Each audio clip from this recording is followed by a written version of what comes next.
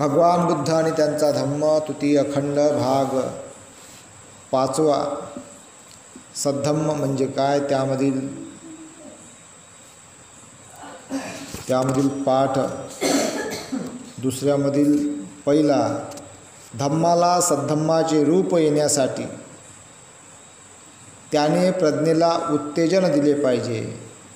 जेव्हा धम्म विद्या सर्वात मोकळी करतो, जेव्हा धम्म विद्या सर्वास मोकळी करतो तेव्हा तो सद्धम्म होय. ज्ञानार्जनाची मुभा सर्वास मोकळी ठेवता येत नाही. ज्ञानार्जनाची मुभा सर्वास मोकळी ठेवता येत नाही असा ब्राह्मणी सिद्धांत होता. फक्त ब्राह्मणालाच ज्ञान प्राप्त करण्याचा अधिकार होता त्यावेळेस. ज्ञानार्जनाची मुभा सर्वास मोकळी ठेवता येत नाही असा ब्राह्मणी सिद्धांत होता. या सिद्धांतानुसार ती फक्त थोडक्याच लोकांना असली पाहिजे. ब्राह्मण, क्षत्रिय आणि वैश्य या वर्णिकांनाच ब्राह्मणी सिद्धांताप्रमाणे ज्ञानार्जनाची अनुज्ञा होती आणि त्यापैकीही ती फक्त त्रैवर्णिकातील पुरुषवर्गालाच होती. त्रैवर्णिकातील पुरुषवर्गालाच होती.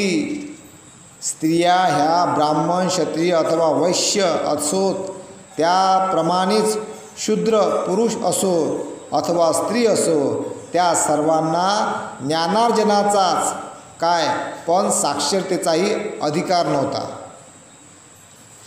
कोणीही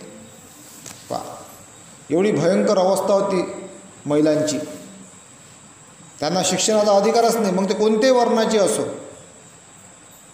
पण आता कोणत्याही वर्णातली स्त्री जे मास्तर झाली, मोठ्या मोठ्या पदावर गेली, हे बाबासाहेबांची पुण्याई आहे. जे संविधानानुसार त्यांना अधिकार भेटला, पण जाणीव नाही आहे. शूद्रामध्ये तर आपण मोडतच नाही, आपण तो त्याच्याही बाहेर फेकलेले. हे शूद्र कोण येतात, या भारतामध्ये जे OBC आहेत हे शूद्रामध्ये मोडतात. OBC हे पूर्वशूद्र होते, पण बाबासाहेबांनी त्यांना शूद्राच्या बाहेर काढलं, OBC बनवलं आणि सगळे अधिकार दिले संविधानामध्ये तयार करून. संविधान कुणाच्या विचारधारेवर आहे, सगळ्या महापुरुषांच्या विचारधारेवर संविधान बनलेलं आहे. सर्व महापुरुषांचे विचार त्या संविधानामध्ये पेरलेले आहेत. तर ज्यांचा अभ्यास आहे त्यांना जाणीव आहे. आणि मग ते स्त्रिया कुठल्याही वर्णातल्या असो, ब्राह्मण असो, क्षत्रिय असो, वैश्य असो, शूद्र असो, त्यांना शिक्षणाचा अधिकार नव्हता. स्त्रियांनी हा आपला इतिहास वाचला पाहिजे. मग त्या ब्राह्मण याच्यातल्या असो, क्षत्रिय याच्यातल्या असो, कुळातल्या असो, का वैश्य याच्यातल्या जातीमधल्या असो, का शूद्रामधल्या असो, त्यांनी आपला इतिहास वाचला पाहिजे का नेमकं काय आहे. पण जाणीवच नाही. सगळे भरकटलेले आहेत कर्मकांडाच्या याच्यामध्ये. स्त्रियांना मंदिरामध्ये जाण्याचा सुद्धा अधिकार नव्हता बऱ्याच. तो अधिकार त्यांना या संविधानानं बहाल केलेला आहे. स्त्रिया या ब्राह्मण, क्षत्रिय अथवा वैश्य असो, त्याप्रमाणे शूद्र पुरुष असो अथवा स्त्री असो, त्या सर्वांना ज्ञानार्जनाचाच काय पण साक्षरतेचाही अधिकार नव्हता. ब्राह्मणांच्या या भयंकर सिद्धांताविरुद्ध भगवान बुद्धाने बंड उभारले. त्या काळात पहिला अधिकार भगवान बुद्धांनी दिला शिक्षणाचा महिलांना. सुरुवात केली भगवान बुद्धापासून. त्यांनी सर्वांना शिक्षणाचा अधिकार मोकळा केला भगवंतांनी. ब्राह्मणांच्या ह्या भयंकर सिद्धांताविरुद्ध भगवान बुद्धाने बंड उभारला. ज्ञानमार्ग मग तो पुरुष असो अथवा स्त्री असो, तो सर्वांना मोकळा असला पाहिजे असे भगवान बुद्ध शिकवित असे. पुष्कळ ब्राह्मणांनी त्यांच्या मताला विरोध केला. लोहिच्छ ब्राह्मणाबरोबर झालेला त्यांचा वादविवाद त्यांच्या या मतावर चांगलाच प्रकाश टाकतो. एकदा कोसल जनपदातून आपल्या संघातील अनेक भिक्षू सह परिभ्रमण करीत असता तथागत शालवाटिका या नावाच्या शालवृक्ष रागांनी शालवृक्ष रागांनी परिवेष्टित अशा एका खेडेगावी आले. यावेळी शालवाटिकात लोहिच्च नावाचा एक ब्राह्मण राहत असे. ही शालवाटिका चांगली गजबजलेली कुरणे, झाडी आणि धनधान्याने भरलेला प्रदेश होता. हा प्रदेश कोसलचा राजा प्रसेनजित याने त्या ब्राह्मणाला सर्वाधिकारासहित दान केलेला होता. जर एखाद्या श्रमणाने किंवा ब्राह्मणाने ज्ञानार्जन केले तर त्याने ते ज्ञान स्त्री अथवा शूद्रांना देऊ नये असे त्या लोहिच्च ब्राह्मणांचे मत होते. तथागत शालवाटिकेत राहत आहेत हे लोहिच्च ब्राह्मणाला कळले. हे कळल्यावर लोहिच्याने आपला नावी भेसिक यास सांगितले, भेसिका इकडे ये, ऐक, तो श्रमण गौतम जेथे उतरला आहे तेथे जा आणि नाव सांगून त्याला विचार, तुझा आजार आता बरा आहे ना, तुझी प्रकृती स्वास्थ्य ठीक आहे ना. हे कुशल प्रश्न झाल्यावर त्याला सांग, उद्या आपण आपल्या भिक्खू संघासह लोहिच्च ब्राह्मणांकडे भोजनास यावे. तो नावी म्हणाला, ठीक आहे महाराज. लोहिच्याच्या आज्ञेप्रमाणे त्याने तथागताकडे जाऊन सांगितल्याप्रमाणे त्याला आमंत्रण दिले. तथागताने त्या विनंतीला मुख संमती दिली. दुसऱ्या दिवशी सकाळी वस्त्र परिधान करून व आपले भिक्षापात्र हाती घेऊन तथागत आपल्या भिक्षू संघांसह शालवाटिकेकडे निघाले. भगवान बुद्धाला आणण्यासाठी लोहिच्याने पाठविलेला दूत भगवान बुद्धाच्या मागे एक एक पाऊल टाकीत चालला होता. रस्त्यात त्याने तथागताला लोहिच्याचे ते दुष्ट मत म्हणजे शमन अथवा ब्राह्मणाने ज्ञान अथवा विद्या स्त्री आणि शूद्रांना शिकू नये हे सांगितले. तथागताला लोहिच्याचे ते दुष्ट मत म्हणजे श्रमण अथवा ब्राह्मणाने ज्ञान अथवा विद्या स्त्री आणि शूद्रांना शिकू नये हे सांगितले. तथागताने उत्तर दिले, भेसिका ठीक आहे, ठीक आहे. तथागत त्या लोहिच्च ब्राह्मणाच्या निवासस्थानी गेले आणि त्यांच्यासाठी जे स्थान करून ठेवलेले होते त्या ठिकाणी जाऊन बसले. त्या लोहिच्च ब्राह्मणाने बुद्ध संघ प्रमुखाला आपल्या हाताने गोड, कठीण आणि मऊ प्रकारचे अन्न तो नको नको म्हणेपर्यंत वाढले. तथागतांचे भोजन संपल्यानंतर त्याने आपले भिक्षापात्र आणि हात धुतले. नंतर लोहिच्याने एक ठेंगणी आसन आणून तो तथागतांच्या बाजूला त्या आसनावर बसला.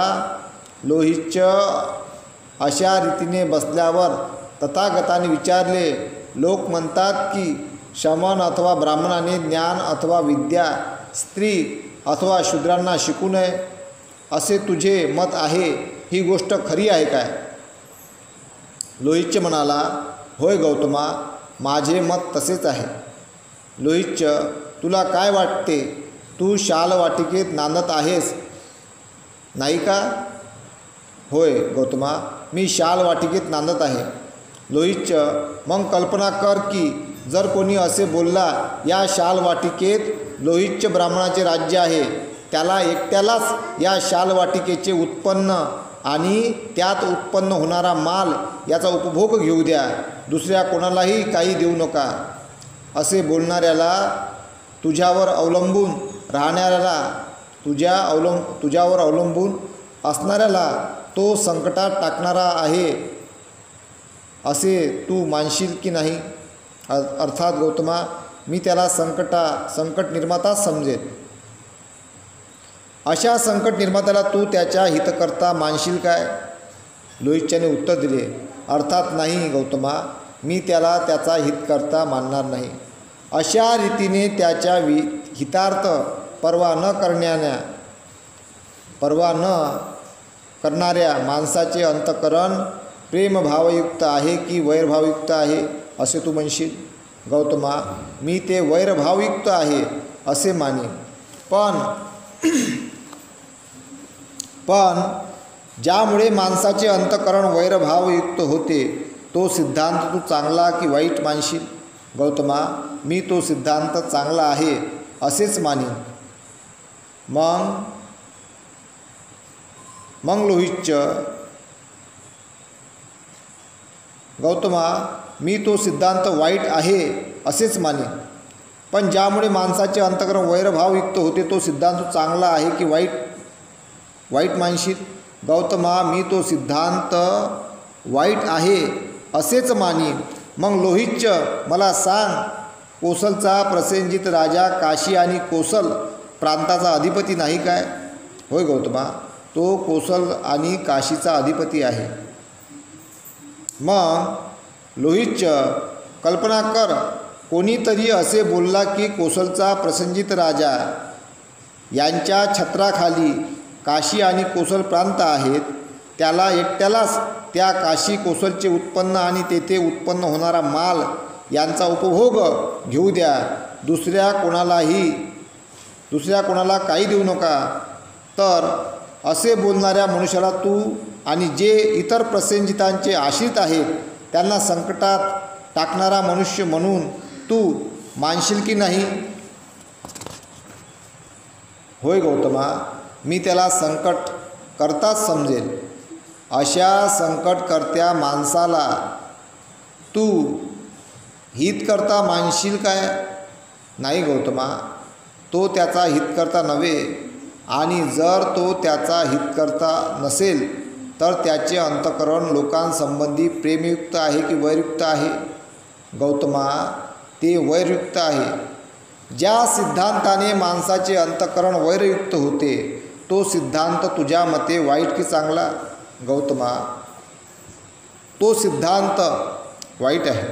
मग लोहितच्या, तू हे मान्य करतोस की जर तुला कोणी सांगू लागले की तू शालवाटिकेचा स्वामी असल्यामुळे तिच्या उत्पन्नाचा आणि मालाचा तू एकट्यानेच उपभोग घ्यावा, दुसऱ्या कोणालाही त्यातील काही देऊ नये, त्याप्रमाणे कोणी असे बोलू लागला की कोसलचा प्रसेनजित राजा काशी कोसलचा राजा असल्यामुळे त्याचे सर्व उत्पन्न त्याने एकट्यानेच भोगावे, दुसऱ्या कोणाला त्याने काही देऊ नये, तर तो तुझवर अवलंबून असणाऱ्या लोकांना आणि त्याप्रमाणेच तुला आणि तुझ्यासारख्या राजाच्या आश्रितांना संकटात टाकणारा ठरेल. असे जे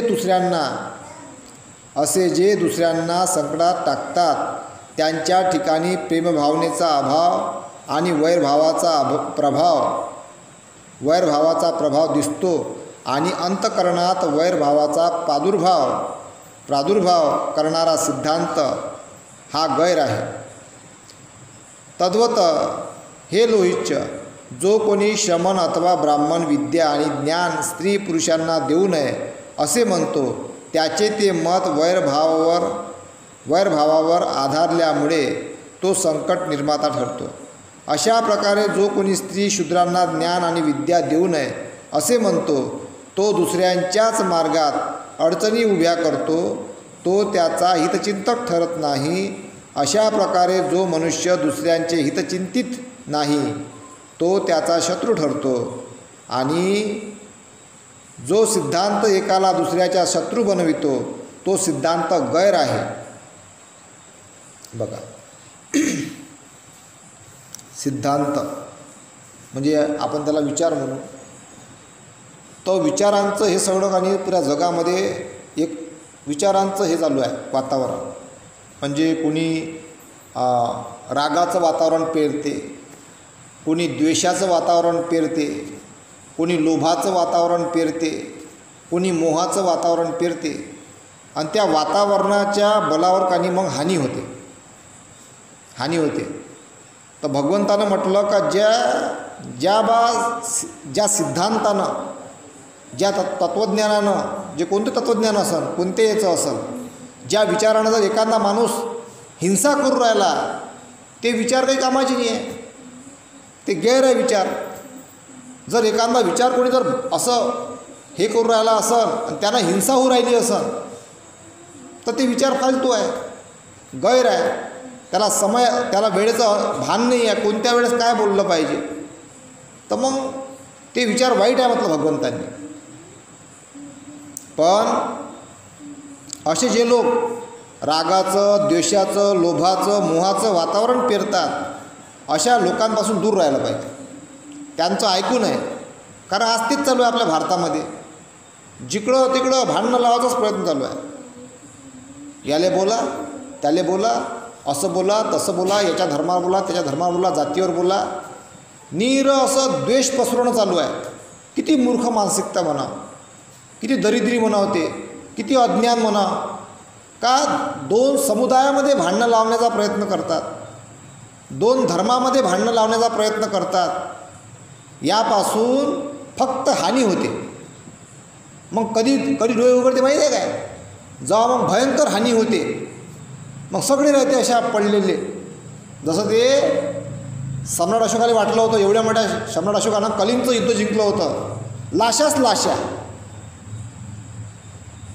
मग ते गाणं बनलं त्याच्यावरतं, युद्ध जिंकून हरलो मी, आहे का नाही?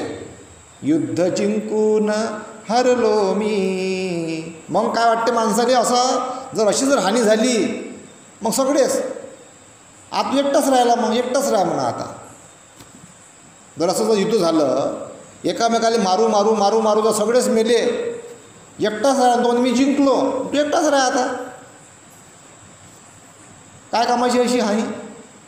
म्हणून मनुष्य प्राण्याने आपसामध्ये शांती, मैत्री, करुणा, मुदिता, आनंदाने वावरलं पाहिजे.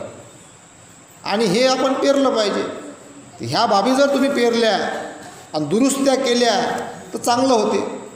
नाही तर मग ज्यानं द्वेष उत्पन्न होते, राग उत्पन्न होते, ते सिद्धांत काही कामाचे नाही, ते विचार काही कामाचे नाही. अशा विचारधारेला आपण गाळलं पाहिजे, मूठमाती दिली पाहिजे. म्हणून त्या विचाराला मानता कामा नये. तर हे कार्य 2500 वर्ष अगोदर भगवंतांनी केलं. सगळ्यांना ते विचार, ते खोटे विचार भगवंतांनी गाडून टाकले आणि सर्वांना अधिकार खुले केले शिक्षणाचे. मग त्या कुठल्याही धर्मातल्या स्त्रिया असो, ब्राह्मण असो, वैश्य असो, क्षत्रिय असो की शूद्र असो, त्यामध्ये शूद्रामधले पुरुष आणि स्त्री यांनासुद्धा भगवंतांनी शिक्षणाचा अधिकार दिला. पहिले शिक्षक, पहिले मास्तर भगवान बुद्ध, पहिले प्रिन्सिपल, पहिले शिक्षक भगवान बुद्ध आहे पुऱ्या जगातले, ज्यांनी सर्वांना शिक्षणाचे दारं उघडे केले. मग संत महापुरुषांनी काम केलं. हा इतिहास वाचला पाहिजे. माहीतच नाही आहे. अंधारात आता जे भेटते नाही सगळे अधिकार, कुणाला कुठेही जाण्याचा अधिकार आहे. आता एखादा मनुष्य कुठल्या जातीचा असो, कुठल्या धर्माचा असो, त्याला कोणत्याही मंदिरामध्ये जायचा अधिकार आहे. हे स्वातंत्र्य भारतीय संविधानाने दिलं. कोणत्याही धर्मातला मनुष्य असो, त्याला मस्जिद पण जाण्याचा अधिकार आहे. हे अधिकार भारतीय संविधानाने दिलेले आहे. कोणत्याही धर्माचा मनुष्य असो, त्याला बुद्धविहारात जाण्याचा अधिकार आहे, त्याला चर्चमध्ये जाण्याचा अधिकार आहे, त्याला गुरुद्वाऱ्यामध्ये जाण्याचा अधिकार आहे. कुठल्याही धर्माचं धर्मस्थळ असो, हे अधिकार त्याला भारतीय संविधानाने बहाल केलेले आहे. पण पहिले असं नव्हतं. अच्युत होय काय, शूद्र होय काय, बाहेरवर आहे, बाहेरूनच पाय काय तुझे हात लागन तर पाठ होईल, असं प्रकार होता पहिलचा. किती मोठं स्वातंत्र्य दिलं भगवान बुद्धांनी. आणि ते कार्य मग संत महापुरुषांनी केलं. नंतर मनामध्ये प्रतिक्रांती झाली. भगवंतानी क्रांती केली, प्रतिक्रांती झाली. पुष्यमित्र शुंगानं बृहदत्ताची हत्या केली. पुष्यमित्र शुंगानं बृहदत्ताची हत्या केली, बुद्धिस्ट राजा शेवटचा. आणि मग अजून हानी झाली. मग आधी संत महापुरुषांनी कार्य केलं. मग ते सर्व कार्य बाबासाहेबांनी संविधानामध्ये पेरलं. हा लय मोठा इतिहास आहे. याचं वाचन करणं काय सोपं आहे काय? वाचायला लागते. हळूहळू हळूहळू सगळ्या गोष्टी समजून घ्याव्या लागतात. पण काही लोकांच्या डोक्यामध्ये अशी गाठ बांधली असते, एखाद्याचा राग करायचा म्हणजे रागच करायचा, एखाद्या धर्माचा राग करायचा म्हणजे रागच करायचा, असं त्या डोक्यामध्ये खांडू काय, त्याला पण तो फोड आहे तो, ते जखमच नाही बसू राहिली. एखाद्या डोक्यामध्ये असं खांडू बसते का जातीचं, एखाद्या जातीचा रागच करायचा जिंदगीभर, खांडू कसं आहे ते. पण तो दुरुस्त कसं होईल, चांगलं कसं होईल, बरोबर कसं होईल, याच्यावर काम करण्याची गरज आहे. याच्यावर रिसर्च करण्याची गरज आहे, संशोधन करण्याची गरज आहे, प्रयत्न करण्याची गरज आहे आणि वारंवार प्रयत्न करून दुरुस्त करण्याची गरज आहे. दुरुस्त करा. या 2500 वर्षामध्ये एवढ्या डोक्यामध्ये खांडकं करून ठेवले, रागाचे, द्वेषाचे, लोभाचे, मोहाचे, ते खांडकं बसूनच नाही राहिले. भगवान बुद्धाचं तत्त्वज्ञान ते खांडकं आणि तत्त्वज्ञान सांगू बसवण्याचा प्रयत्न करते, अधिक जखमा होते, अधिक जखमा होते. काही बसते अधिक उगवते, काही बसते अधिक उगवते, काही काही दुरुस्त होते. मग ते धम्माकडे येऊ राहिले. मग काही ते ब्राह्मणांमधले आहे, काही वैश्यामधले आहे, काही क्षत्रियामधले आहे, काही शूद्रामधले आहे. ज्यांना भगवान बुद्धाचं तत्त्वज्ञान समजलं ते आले भगवंताकडे. मग काही अतिशूद्रामधले आहे. मग अतिशूद्रामध्ये आपण मोडतो. आले ते काही आपले खांडकं बसले डोक्यातले, नाही तर आपल्या अंगात होतं ना मोठं इथं लय जखमा होत्या.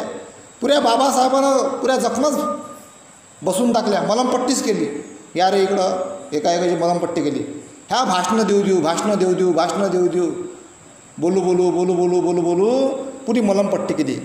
नाही तर हालत कशी होती, ह्या ढोरं ओढायच्या, ह्या ढोर मेलं ओढ, अशी हालत होती. बदलले दिवस, काळ बदलला, सुधारले. आता बाबासाहेबांना मानणारा वर्गानं सर्वात जास्त घेतलं. काही अजूनही सुधारायचेच आहे, अजूनही भटकलेले आहे, डोळ्यावर पट्टी आहे, त्याला दुसरंच नाही राहिलं. असा प्रकार सुरू आहे. तर दिसलं पाहिजे, त्या 4 गोष्टी समजून घ्या लागल. पंचशील, अष्टशील, त्यानंतर त्यांना जगात दुःख आहे, दुःखाला कारण आहे, दुःख दूर करता येते, दुःख दूर करण्याचा आर्य अष्टांगिक मार्ग त्यांना समजून घ्यावा लागल. हे जर त्याने समजलं तरच त्यांना ते दिसते. नाही तर मग महाभयंकर अंधार. 2. धम्म जेव्हा केवळ विद्यापुरेशी नाही, कारण त्यामुळे पोकळ पांडित्य निर्माण होते, असे शिकवितो, तेव्हा त्याला सद्धम्म रूप प्राप्त होते. बाकी ती भयंकर लाईन आहे. धम्म जेव्हा केवळ विद्यापुरेशी नाही, कारण त्यामुळे पोकळ पांडित्य निर्माण होते, असे शिकवितो, तेव्हा त्याला सद्धम्म रूप प्राप्त होते. एकदा भगवान बुद्ध कौसंबीच्या सुस्वर विहारात राहत होते. तेथे जमलेल्या ज्या लोकांना तो उपदेश करीत होता त्यांच्यामध्ये एक ब्रह्मचारी होता. त्या ब्रह्मचार्याला अभिमान वाटत असे की वेदज्ञानात आपण अद्वितीय आहोत. वादविवादात हरविणारा कोणी न आढळल्यामुळे तो ज्या ठिकाणी जाई त्या ठिकाणी हातात एक मशाल घेऊन मिरवीत असे. एके दिवशी एका शहराच्या चौरस्त्यावर त्याला एक मनुष्य भेटला. त्याने त्या ब्रह्मचार्याला त्याच्या त्या विक्षिप्त वर्तनाचे कारण विचारले. त्यावर तो ब्रह्मचारी म्हणाला, जग अंधकारमय व लोक भ्रांत आहेत, त्यामुळे जितका प्रकाश करता येईल तितका करण्यासाठी मी ही मशाल बरोबर घेत असतो. त्याला जमलेल्या लोकांत पाहिल्यावर भगवान बुद्धाने हाक मारून विचारले, या मशालीने तू काय करीत आहेस? त्या ब्रह्मचार्याने उत्तर दिले, लोक सर्व अज्ञानाच्या अंधकारात चाच पडत असल्यामुळे त्यांना मार्ग दाखविण्यासाठी मी ही मशाल धारण केली आहे. नंतर तथागताने त्याला परत विचारले, खरोखर तू इतका विद्वान आहेस? धर्मग्रंथातील 4 विद्या म्हणजे शब्दविद्या, ज्योतिर्विद्या, राजविद्या आणि युद्धविद्या तू जाणतोस काय? या विद्येशी आपण अपरिचित असल्याचे त्या ब्रह्मचार्याला कबूल करावे लागले. त्याने ती मशाल फेकून दिली. भगवान बुद्धाने त्याला उद्देशून म्हटले, मनुष्य कितीही विद्वान असला तरी तो जर इतरांचा तिरस्कार करण्याइतका स्वतःला मोठा मानू लागला तर तो हातात मेणबत्ती धरलेल्या आंधळ्या माणसासारखा आहे. स्वतः आंधळा आणि इतरांना तो काय प्रकाश दाखविणार? बघा, ही लाईन किती महत्त्वाची आहे. एखादा काय करते, मी बम हाव म्हणते शिकला, मग तो इतरांना काय करते, अपमानित करते, त्याला कमी लेखते, त्याचा तिरस्कार करते. हा म्हणते हा त्याला एवढा शिकला आहे. पण भगवंताने तिथं कानी हे क्रॉस केलेलं आहे का तिरस्कार. एखादा मनुष्य कितीही विद्वान असला तरी तो जर इतरांचा तिरस्कार करण्याइतका स्वतःला मोठा मानू लागला तर तो हातात मेणबत्ती धरलेल्या आंधळ्या माणसासारखा आहे. स्वतः आंधळा आणि इतरांना तो काय प्रकाश दाखविणार? तो त्याला तो त्याचं खच्चीकरण करून टाकते. त्याला काहीतरी हे करून त्याची टीका करून वगैरे खच्चीकरण करून त्याला प्रोत्साहन देत नाही. तर आपण एखादा कितीही विचार हे असन तर त्याला जगवण्यासाठी त्याला प्रोत्साहन तरी आपण दिलं पाहिजे. काही ना काही असते प्रत्येकापाशी एक हे असते, विद्या असते का जे सगळ्यात बेस्ट असते का ज्याशिवाय कोणालाच येऊ शकत नाही. एखाद्या शेतकऱ्याला चांगली नांगरणी करता येते, त्यासारखी नांगरणी दुसऱ्याला करता येत नाही. एखाद्या कोणाला चांगला स्वयंपाक करता येते, दुसऱ्याला येत नाही. एखादी भाजीच चांगली येते, कोणाला वांग्याची भाजी चांगली येते, कोणाला मेथीची भाजी चांगली येते, कोणाला भेंडी चांगली येते, कोणाला टमाटरची भाजी चांगली येते. अलग अलग ज्या भाज्या आहेत प्रत्येक भाजीमध्ये कोणी ना कोणी बेस्ट आहे. तर ह्या गुणधर्म प्रत्येकाच्या अंगामध्ये असते आणि त्या गुणाला ओळखून त्याचा आपण प्रोत्साहन वाढवलं पाहिजे. त्यानंतर आहेत 3 धम्म. जेव्हा प्रज्ञेची आवश्यकता शिकवितो तेव्हा तो सद्धम्म रूप पावतो. ब्राह्मण विद्या ही विद्या म्हणून महत्त्वाची मानित. माणूस विद्वान असला आणि मग तो जरी सद्गुणी नसला तरी ते त्यास पूजार्ह मानित. ते म्हणत की राजाला स्वदेशी पूज्य मानतात, परंतु विद्या ही सर्वत्र पूजनीय समजली जाते. त्यांना सुचवावयाचे असे की विद्वान हा राजापेक्षा थोर आहे. भगवान बुद्धाने विद्या आणि प्रज्ञा यात भेद केला आहे. तो भेद म्हणजे ज्ञान आणि शहाणपणा यांच्यामधील भेद आहे. असेही कोणी म्हणेल की ब्राह्मण ही प्रज्ञा आणि विद्या यामध्ये भेद करीत आहे. ते कदाचित खरेही असेल, परंतु भगवान बुद्धाची प्रज्ञा आणि ब्राह्मणांची प्रज्ञा यात महदंतर आहे. अगुत्तर निकायातील एका प्रवचनात भगवान बुद्धाने हा भेद फार चांगल्या रीतीने स्पष्ट केला आहे. एका प्रसंगी तथागत राजगृहा जवळच्या वेळुवनात रामाच्या कलंदक निवासात उतरला होता. त्यावेळी मगधाचा एक मोठा अमात्य वर्षकार ब्राह्मण तथागतांना भेटण्यासाठी आला. आदराने तथागतांना अभिवादन केल्यावर तो त्यांच्या समीप बसला आणि म्हणाला, श्रमण गौतमा, जेव्हा पुरुषांच्या अंगी 4 गुण असतात तेव्हा त्याला मोठा, शहाणा आणि थोर मानतात. हे 4 गुण कोणते? पहिली गोष्ट म्हणजे तो विद्वान असला पाहिजे, म्हणजे कोणतेही वचन उच्चारता क्षणीच त्या वचनाचा तात्काळ अर्थ समजून त्याला तो सांगता आला पाहिजे. त्याशिवाय त्याची स्मरणशक्ती चांगली असली पाहिजे. पूर्वी घडलेल्या किंवा बोललेल्या गोष्टीचे स्मरण असले पाहिजे आणि करता आले पाहिजे. गृहस्थी माणसाच्या सर्व कर्तव्यात तो कुशल आणि तत्पर असला पाहिजे.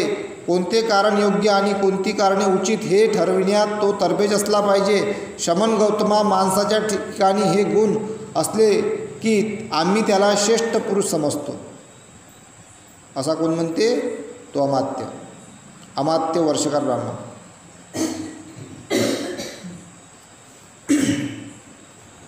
आम्ही त्याला श्रेष्ठ पुरुष समजतो. जर हे गुण गौतमाच्या प्रशंसनीय वाटत असतील तर याच गुणांच्या आधारे त्यांनी माझी प्रशंसा करावी. उलटपक्षी त्याच्या मते मी तर दोषास्पद असेल तर ह्याच गुणांच्या आधारे त्यांनी मला दोष द्यावा. ब्राह्मण, या गुणांच्या आधारे मी तुझी स्तुतीही करू शकत नाही किंवा तुला दोषही देऊ शकत नाही. तू सांगितलेस त्यापेक्षा अगदी वेगळे असे 4 गुण पुरुषांच्या अंगी असले तरच मी त्याला प्रज्ञावान मानतो. हे 4 गुण म्हणजे प्रथम असा गुणसंपन्न मनुष्य बहुजन हितरत आणि बहुजन सुखरत असला पाहिजे. पहा, भगवंतांनी 4 गुण कोणते सांगितले? प्रथम मनुष्य असा गुणसंपन्न मनुष्य बहुजन हितकर आणि बहुजन सुखरत असला पाहिजे. स्वभावता रम्य आणि स्वभावताच लाभदायक आहे अशा आर्य मार्गाचे त्याने पुष्कळशा माणसांना अनुयायी बनविलेले असले पाहिजे. ज्या आर्य अष्टांगिक मार्ग सम्यक दृष्टी ते आहे ना, सम्यक दृष्टी, सम्यक व्यायाम, सम्यक कर्मांत, सम्यक आवश्यक आहे ते. अशा आर्य मार्गाचे त्याने पुष्कळशा माणसांना अनुयायी बनविलेले असले पाहिजे. ज्या विचारांशी समरस आणि 4 आर्य सत्य येतात त्यामध्ये दुःखाचं कारण दुःख दूर करतात, ते दुःख दूर करण्याचा आर्य अष्टांगिक मार्ग हे पण त्यामध्ये मोडते. ज्या विचारांशी समरस होण्याचे तो ठरवितो त्या विचारांशी त्याला समरस होता आले पाहिजे आणि ज्या विचारांना मनात स्थान द्यायचे नाही असे ठरवितो त्या विचारांपासून त्याला दूर राहता आले पाहिजे. जे संकल्प तो मनात उत्पन्न व्हावे असे मानतो ते त्याला मनात उत्पन्न करता आले पाहिजेत किंवा जे संकल्प मनातून काढण्याचे तो इच्छितो ते मनात उत्पन्न होणार नाहीत अशी खबरदारी त्याला घेता आली पाहिजे. म्हणजे विचारांबाबतीत तो स्वतःच्या मनाचा पूर्णाधिकारी असला पाहिजे. त्याप्रमाणेच लोकोत्तर विचारांशी निगडीत अशी जी 4 ध्याने ज्यात रममान होणे ह्या जीवनातही सुखकर आहे ती त्याला स्वेच्छेने सहजपणे विनासायास साधता आली पाहिजेत. तो जीवनाच्या संपूर्ण ज्ञानाने बंधनकारक अशा आसवांचा नाश करतो. अशा रीतीने चित्त विमुक्त करण्याचे ज्ञान प्राप्त करतो. प्रज्ञेमुळे लाभलेल्या ह्या विमुक्तीचा तो इहजन्मी उपभोग घेतो. म्हणून हे ब्राह्मणा, नाही तू सांगितलेल्या गुणदोषांच्या आधारे मी तुझी स्तुती करू शकत नाही अथवा तुला दोष देऊ शकत नाही, परंतु मी सांगितलेले 4 गुण ज्यांच्या ठिकाणी असतात त्याला मात्र मी प्रज्ञावान आणि थोर मनुष्य समजतो. शमन गौतमा, हे खरोखर आश्चर्य आहे. किती चांगल्या रीतीने तू हे सांगितलेस, किती चांगल्या रीतीने तू हे सांगितले आहेस. आता बहुजन हित आहे, बहुजन सुख आहे कोण आहे? बहुजनांचं हितरत करणारे आणि बहुजन सुखरत करणारे कोण आहे? नाही दिसत असे. जास्त हे ब्राह्मणांच्या विचारधारेचे लोक जास्त आहेत. ज्ञान असलं पाहिजे सगळं ते ब्राह्मणांनी सांगितलं त्याच्यामध्ये जे ब्राह्मणांना सांगितलं ना त्या विचारांचे लोक जास्तीत जास्त आहे. तर त्यापासून आपण दूर राहण्याचा प्रयत्न केला पाहिजे. मी स्वतः गौतमाच्या अंगी हे 4 गुण आहेत असे मानतो. तो बहुजनांच्या हितासाठी आणि सुखासाठी झटत असतो. तो त्यांना स्वभावता सुंदर आहे आणि हितकारक आहे हे दाखविण्याना आर्यमार्गात आणून सोडतो. खरोखर गौतमा हा ज्या विचारांवर आपले चित्त एकाग्र करावे असे ठरवितो त्यावर तो आपले चित्त एकाग्र करू शकतो. तो चांगल्या विचारांचा स्वामी आहे. खरोखर गौतम हा इच्छेनुसार 4 ध्याने करू शकतो. खरोखर तो आसव नाशाने आपले अंतःकरण विमुक्त करतो. ही विमुक्ती तो प्रज्ञेने साधतो आणि त्या स्थितीत तो सदैव राहतो. या ठिकाणी भगवान बुद्धांची प्रज्ञा आणि ब्राह्मणांची प्रज्ञा यामधील भेद अगदी स्पष्ट शब्दात केला आहे. या ठिकाणी भगवान बुद्ध प्रज्ञेला अधिक महत्त्वाची का मानतो हे त्याने स्पष्ट केले आहे. धम्माला सद्धम्म रूप प्राप्त व्हावयाला त्याने मैत्रीला उत्तेजन दिले पाहिजे. शेवटची लाईन आता इथं थांबतो मी. काय म्हणते भगवंत? या ठिकाणी भगवान बुद्ध प्रज्ञेला अधिक महत्त्वाची का मानतो हे त्याने स्पष्ट केले आहे. तर सांगितलं आहे धम्माला सद्धम्म रूप प्राप्त व्हावयाला त्याने मैत्रीला उत्तेजन दिले पाहिजे. आता इथं जिकडं तिकडं मारणंच चालू आहे, काय मैत्री होणार आहे? याले मार, त्याले मार, त्याले मार, त्याले मार, मुंगी मार, माकोडा मार, चिमणी मार, कबूतर मार, मारणंच मारणं चालू. कुत्र्याले मार, दिसला मार फेकू. पोळी खाल्ली म्हणते मायाबाई यानं भाजी खाल्ली, वांग्याची भाजी असते ना कोणत्या कोणत्या दिवशी, पुरी भाजीच खाल्ली म्हणते ना. बापा आता काय करा? मग काय मैत्री उत्पन्न होईल? काय प्रज्ञा उत्पन्न होईल? मग हे मैत्रीचं जे बीज आहे, झाड आहे, हे एका दमानं नसते उत्पन्न हो. त्याला लय परिश्रम लागते, लय मेहनत लागते. सोपं आहे का एवढं? एका जणाने तिथं भाजी खाल्ली होती वांग्याची कुत्र्यानं, तर त्या कुत्र्याला मारून टाकलं एका जणानं. सांगा. मग त्याला दुसऱ्यानं सांगितलं का राजा हा नव्हे तो कुत्रा, तो होय. कुत्र्याचे कलर एकसारखेच होते, त्या एकाच कलरचे कुत्रे होते. त्याला वाटलं बाय हे यानं खाल्ली तर हा होय. ज्यानं खाल्लीच नाही तो मेला. असंच माणसामध्ये होते. म्हणजे आरोपी सुटून जाते आणि ज्यानं काहीच केलं नाही तोच मला काय मारलं, मी आता काहीच नाही केलं, तसं होते. एखादा म्हणजे साहेब मी मेडिकलमध्ये चाललो, काय लिहा बा इकडं, तेच मारतात बिचारे पोलीसवाले. तो म्हणते मी मेडिकलमध्ये चाललो, मी नाही म्हणते बा. कुठं कुठं मनुष्य हा विनाकारणी मार खातो, असंही होते. त्याचे दोष वेगळे लागतात. पण कधी मारायचं खाल्ला कोणाकोणाची हिंसा, विनाकारण हिंसा होऊन जाते. मागं एका पेपरामध्ये घटना वाचली होती.